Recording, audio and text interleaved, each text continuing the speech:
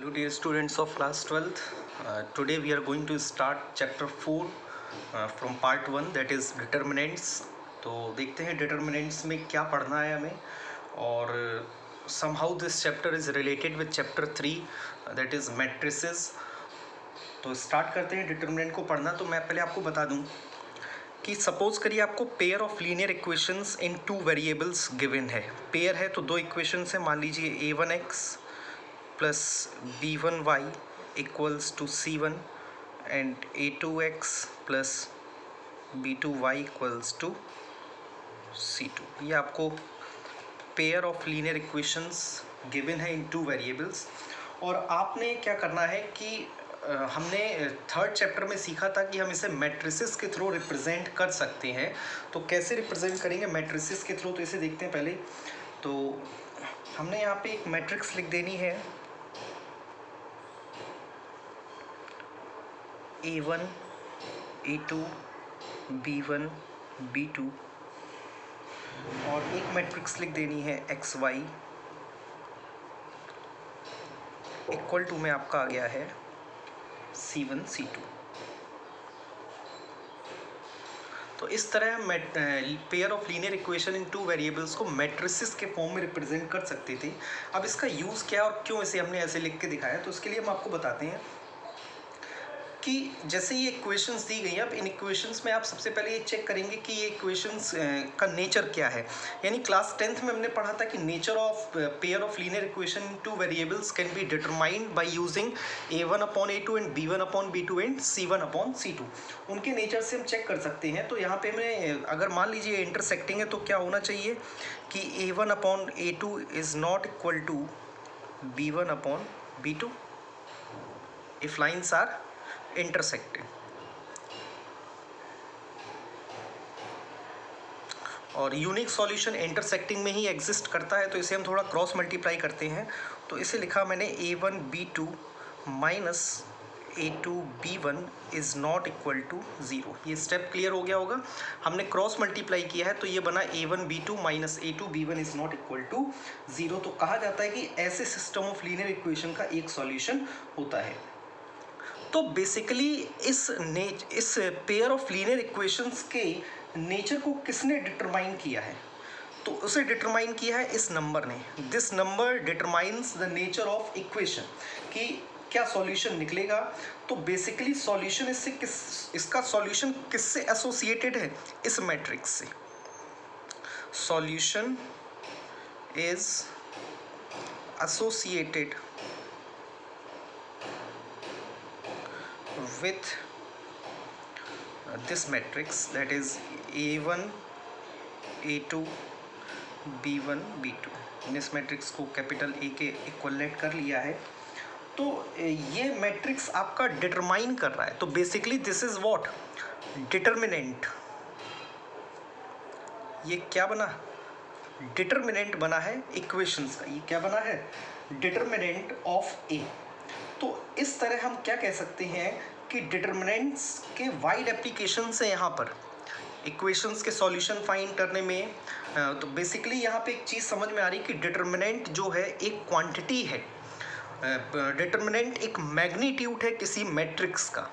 ये थी मैट्रिक्स, लेकिन मैंने यहाँ पे ये क्या निकाला है, ये डिटरमिनेंट निकाला है मैट्रिक्स का। तो बेसिकली हम यहाँ पे ये कह सकते हैं कि determinant evaluates the magnitude of the matrix. एक नंबर है, determinant is nothing else than a number.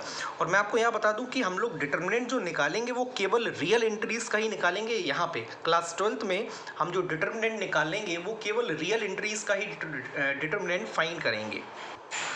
तो एक चीज़ समझ में आ गई है कि एक ऐसा नंबर जो किसी चीज़ को डिटरमाइन कर रहा हो वो डिटरमिनेंट कहलाता है। और यहाँ पे पेयर ऑफ इक्वेशंस को डिटरमाइन कौन कर रहा था, ये वाली मैट्रिक्स डिटरमाइन कर रही थी। तो इस मैट्रिक्स को हम क्या कहेंगे, डिटरमिनेंट ऑफ द मैट्रिक्स, यानी डिटरमिनेंट ऑफ ए। अब डिटरमिनेंट कैसे निकालते हैं और क्या होता है डिटरमिनेंट, तो अब हमारा मेन टॉपिक जो है वो डिटरमिनेंट आता है कि डिटरमिनेंट क्या है। तो मैं आपको बता दूं कि डिटर्मिनेंट एक हम इसे एसोसिएट कर सकते हैं एक नंबर के साथ। ये कोई नंबर हो सकता है, एक फंक्शन का एक तरीके से मैग्नीट्यूड निकल सकता है, डिटर्मिनेंट निकल सकता है। और डिटर्मिनेंट में मान लीजिए आपको एक मैट्रिक्स दी गई है ए,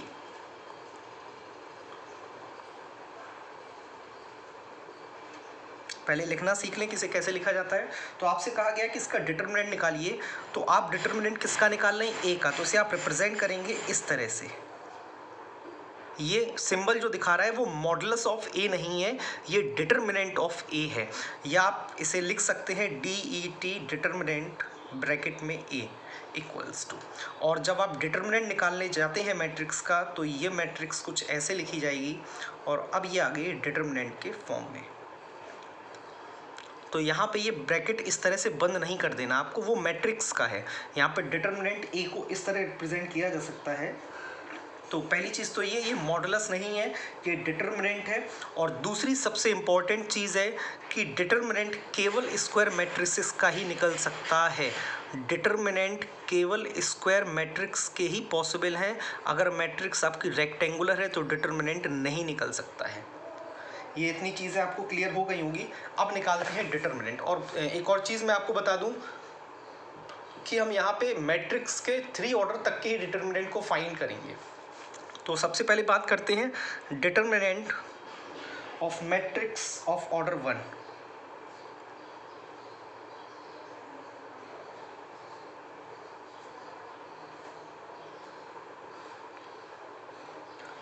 तो मान लीजिए आपको एक मैट्रिक्स दी गई है जिसका ऑर्डर 1 है। सपोज करिए एक मैट्रिक्स आपको दी गई है A इज इक्वल टू, एक मैट्रिक्स है A, इसमें केवल एक ही एलिमेंट है, तो ऑर्डर 1 की है मैट्रिक्स, यानी ये 1 by 1 की मैट्रिक्स है। तो अगर हम इसका डिटर्मिनेंट निकालेंगे तो ये इटसेल्फ A ही आ जाएगा डिटर्मिनेंट की वैल्यू। तो ये determinant of matrix of order A हुआ है। अब निकालते हैं determinant of matrix of order 2।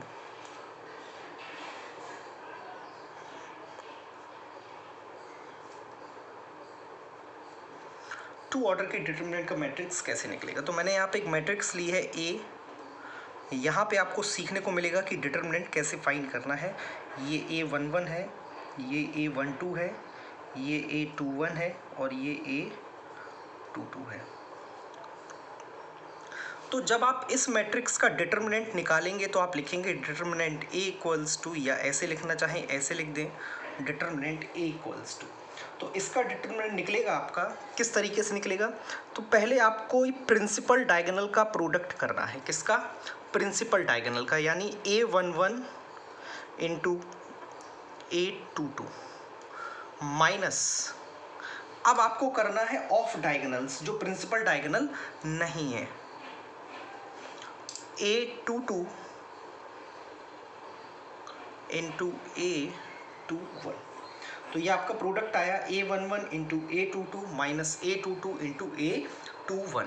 ये तरीका है ऑर्डर 2 की मैट्रिक्स का डिटर्मिनेंट निकालने का। अब आप कहेंगे ये तरीका कहाँ से मालूम चला, तो ज़रा ध्यान दीजिए ये तरीका हमें कहाँ से मालूम चला, यहाँ से। आप चेक करिए ये जो नंबर लिखा है A1B2 माइनस A2B1, ये कैसे आया होगा, जब इसका और इसका प्रोडक्ट किया होगा माइनस इसका और इसका प्रोडक्ट किया होगा।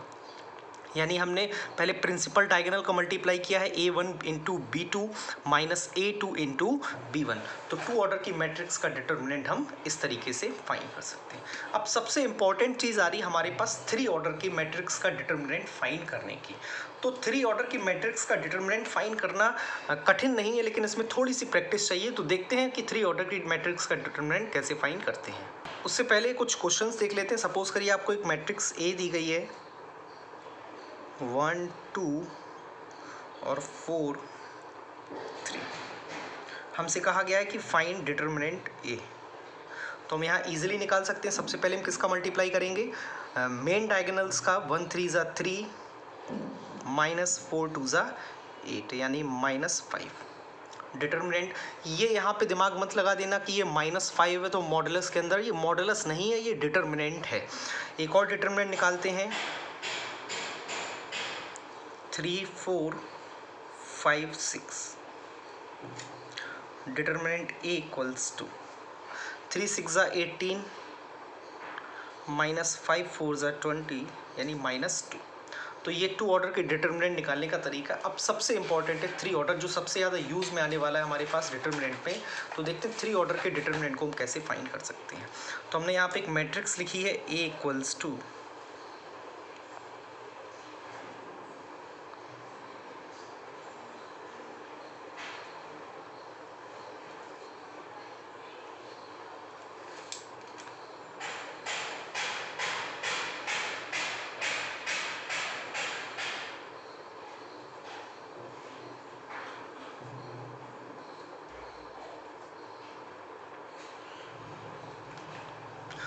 तो डियर स्टूडेंट्स, यहाँ पे आपको जो दिमाग लगाने वाली चीज़ है वो ये कि डिटर्मिनेंट 3x3 ऑर्डर की मैट्रिक्स का 6 तरीके से फाइंड किया जा सकता है।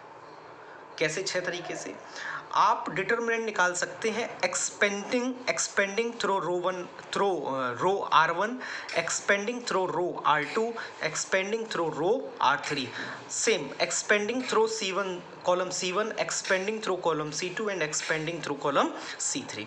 तो मैं यहाँ पे देख रहा हूँ कि मैं निकाल रहा हूँ expanding throw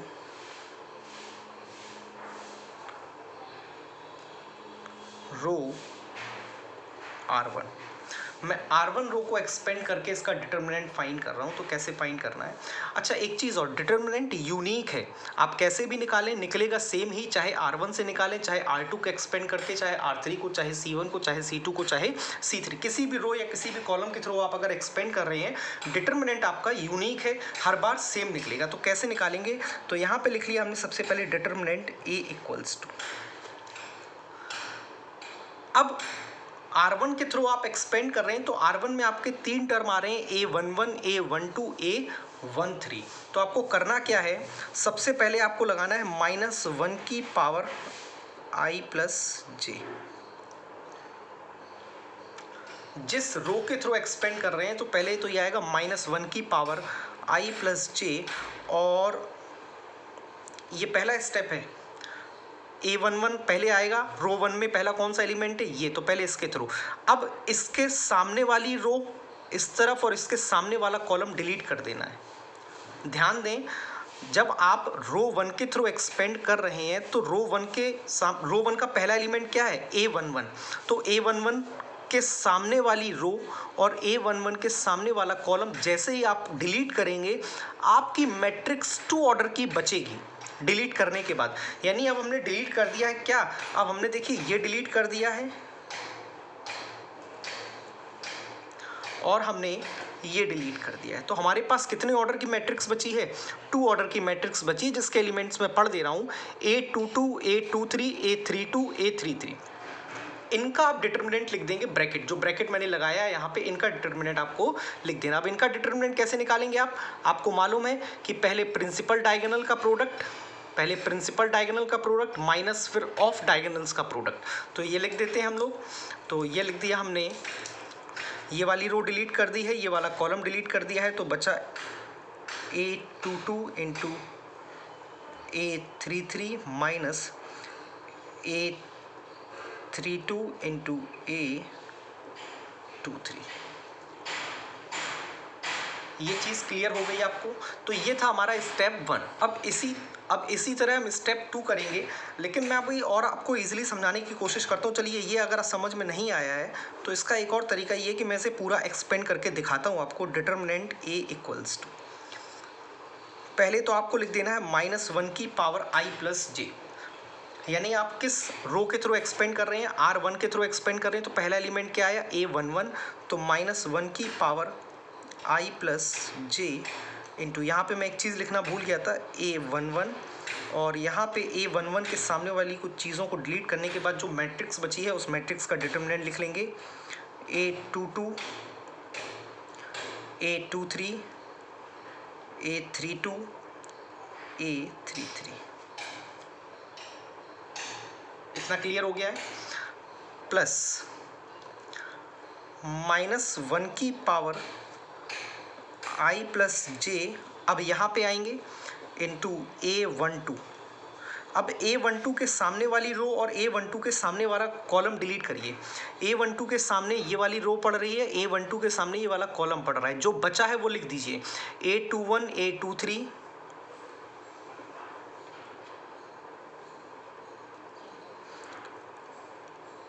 A31 A33 plus -1 की power I plus J A13 A13 के सामने वाली रो, A13 के सामने वाला कॉलम डिलीट करिए, जो बचा है वो लिख लीजिए। A21 A22 A31 A32। तो ये आपका पूरा R1 के थ्रू एक्सपेंड हो चुका है। अब हम इसे और सिंप्लीफाई करेंगे। डिटर्मिनेंट A इक्वल्स टू -1 की पावर I प्लस J। अब I और J किसका देखना है? जहाँ पे आप खड़े हैं, जिस रो के जिस एंट्री पर आप हैं A11 पर, तो I कितना है? 1 है, और J कितना है? 1 है। तो 1 + 1 2 A11। और इसको जब आप डिटर्मिनेंट निकालेंगे तो क्या बनेगा? A22 into A33 minus A23 into A32 plus -1 की पावर, सेकेंड स्टेप पे आ रहे हैं, I प्लस J। अब आप कहाँ पर हैं? 1 2 पर हैं, तो 1 + 2 3 इंटू A12 ब्रैकेट लगाएंगे, इसको सॉल्व कर लेंगे। A21 into A33 minus A23 into A31। अब यहाँ पर आ जाइए, प्लस -1 की पावर, अब कहाँ पर है? 1 3 पर है। I प्लस J, 1 + 3 का मतलब 4 हो गया है। A13 A21 into 32 minus A22 into A31। तो ये आपका डिटर्मिनेंट आ चुका है। और यहाँ पे हमने समझा कि कैसे सिंबल उठाने, इसे थोड़ा और सिंप्लीफाई करेंगे तो ये बना डिटर्मिनेंट A इक्वल्स टू -1 की पावर 2 प्लस हो जाएगा, तो ये बना है A11 इंटू ब्रैकेट, यहाँ पे -1 की पावर 3 -1 हो जाएगा, और ये प्लस माइनस माइनस कर देगा, दूसरा ब्रैकेट प्लस तीसरा ब्रैकेट। तो ये चीज़ आपको क्लियर हो गई है।